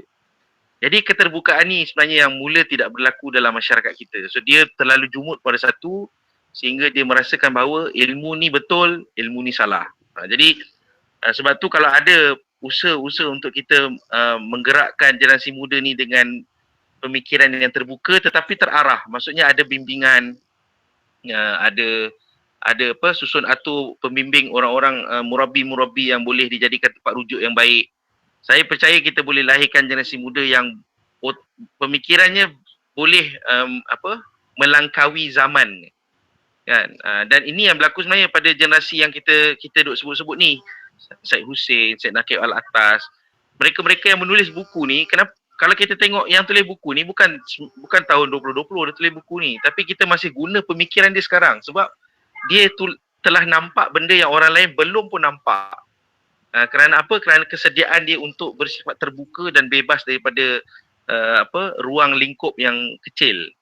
Jadi saya sangat mengharapkanlah, so adik-adik yang saya puji sebenarnya, adik-adik Abing Kos Selangor ni kerap dia buat kupasan buku. Dan bagus untuk jadikan kupasan buku ni satu disiplin yang baik, supaya dijadikan disiplin ni supaya sentiasa kita dedahkan dengan bentuk-bentuk pemikiran yang sedikit berbeza dari kebiasaan yang kita ikut, aliran yang kita ada. Dan jangan takutlah sebenarnya untuk berbeza sedikit pandangan. Sebenarnya bukan berbeza sikit, kita sepatutnya kena berbeza banyak. Barulah kita boleh masuk dalam dunia keterbukaan tu. Sebab pemikiran-pemikiran yang tertutup hanya kerana tidak boleh berbeza pandangan, ini sebenarnya yang selalu kawan saya sebut, Johari Hamzah sebut, dia panggil pemikiran yang dibonsai kan, bonsaiification dia panggil. Maksudnya pokok sepatutnya boleh hidup kat dalam hutan yang besar, tapi akhirnya dia hanya boleh duduk dalam pasu yang kecil saja. Pasal apa? Bila tanya sikit, bila lain sikit potong, bila ni sikit potong. Jadi kita harap dalam ABIM ada generasi muda yang berani untuk menyuarakan. Sebab kita tak nafikanlah, kita pun sini-sini kita ada je yang sebenarnya dia tidak bersedia untuk berbeza pandangan dengan orang muda, ada. Tapi jangan takut dengan tu, sebab kita ada juga sini-sini dalam ABIM ni yang bersedia untuk terima kepelbagaian dan perbezaan ni. Jadi kita kena ketengahkan dan kena berani untuk ketengahkan pandangan-pandangan. Saya puji dan saya ucapkan tahniah, dan mudah-mudahan kita boleh sama-sama lah untuk terus berkembang dan juga menjadi pemikir-pemikir muda yang boleh menggerakkan masyarakat. Tidak ada cara lain sebenarnya yang paling efektif, melainkan ialah untuk kita bina pemikiran anak-anak muda ni tentang dunia yang mereka akan hidup ke depan. Khususnya macam Arif yang umur 21 kan. Tak ada cara lain. Kita tak ada option. Memanglah kita hari ni boleh disediakan macam-macam teknologi. Tapi kita boleh tengok sekarang teknologi yang ada pada tangan anak-anak kita sekarang, perlahan-lahan mereka telah merosakkan pun pemikiran. Ini yang John Naisbitt takut sangat dalam buku high touch kan. Dia takut sangat kan. Dia takut sangat tentang teknologi yang akan datang. Padahal dia tulis buku ni belum tahun 2000 pun, saya ingat. Tahun 2000 ada tulis buku kan. So maknanya sekarang dah 2020 dah pun. Okay. So terima kasih. Assalamualaikum warahmatullahi wabarakatuh. Terima kasih Bang Gam. Sharing tadi. Itulah macam Bang Gam cakap tadi dia kadang-kadang bagi saya, macam saya cakap kat student kan, telefon awak tu macam-macam benda boleh buat. Boleh cari, kalau nak belajar, nak faham anything kan, anytime boleh faham kan. Dia tak macam kita lah dulu kena pergi sekolah, kena tanya cikgu dulu kan. Tapi dia dah nampak phone tu, WhatsApp, Facebook, TikTok, Instagram, dia macam tu lah. Dia dah macam dah di channelkan kepada tu je kan. Sedangkan banyak phone ni banyak sangat benda yang kita boleh buat lah kan. Jadi kenapa macam tu? Sebab saya rasa sebab tu lah sebab asas daripada fikir tu tentang orang kata bermula dengan apa yang ada dalam tangan tu, dia dah tak ada tau. Sebab dia dah nampak benda tu semua senang kan. Jadi benda tu pun dah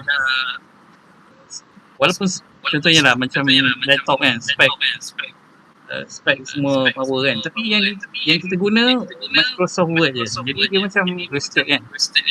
Dan kita rasa dan belajar ni kadang dia rasa macam tu lah. Itu daripada saya rasa daripada pemikiran yang rasa dia dah tak boleh nak fikir lah. Maksudnya benda tu tak perlu kreatif pun untuk fikir. Benda ni boleh cari maklumat kan. Jadi dia macam tu lah yang Abang Kam sebut tadi. Nak tambah sikit, nak Ya, komen yang Haizan sebut tadi tu. Ya. Ini confession lah ya. Confession. Confession lah ni. Berkaitan dengan topik ni, topik yang sensitif lah dan personal lah. Tapi apa ni nak confess lah. I want to make confession lah. Pasal tentang budaya Melayu dan apa yang abang melalui. Okay. Jadi ambil benda ni sebagai pengajaran lah. Dan juga yang pasal isu tadi yang neither Anglo nor Malay. Duduk dengan tengah-tengah kan. Okay. Macam mana Im datang daripada Sabak Bernam. Membesar dalam keluarga guru-guru agama. Kalau Haizan pernah sekolah di Sabak Bernam, boleh tahu lah Sabak Bernam ni kiranya kalau dari segi sosioekonomi background, Sabak Bernam lah sebenarnya yang paling terbelakang. Jadi sekolah ma'had sampai tingkatan 5. Belajar semua dalam bahasa Arab. Tapi bila mula didedahkan masa di Matric UIA hari masa tu, sekitar tahun 97, 98. Kita tengok UIA ni menekankan dalam bahasa Inggeris. Jadi masa tu memang ada dilema lah. Dilema bukan sahaja dilema ataupun boleh katakan kita nak cakap macam ni ya, kita meletakkan keutamaan yang keterlaluan kepada melihat bahawasanya nak berjaya semua perlu melihat kepada sumber kejayaan disiplin ilmu. Bila mula kerja tahun 2004 2005 mula bekerja dengan firma guaman yang besar Zaid Ibrahim & Co. Dan beberapa firma guaman lain pun semuanya yang banyak terlibat dalam transaksi bisnes yang merentasi pelbagai budaya lah. Jadi daripada situ memang ada, kita panggil memang macam ada sifat cenderung untuk mengabaikan ataupun merendah-rendahkan kepentingan untuk merujuk ataupun memberikan keutamaan kepada nilai-nilai budaya Melayu. Yang tu Abang tak nafikan. Okey. Tetapi benda tu perlu dibahagikan kepada dua. Iaitu kita meneroka ilmu itu daripada orang asing.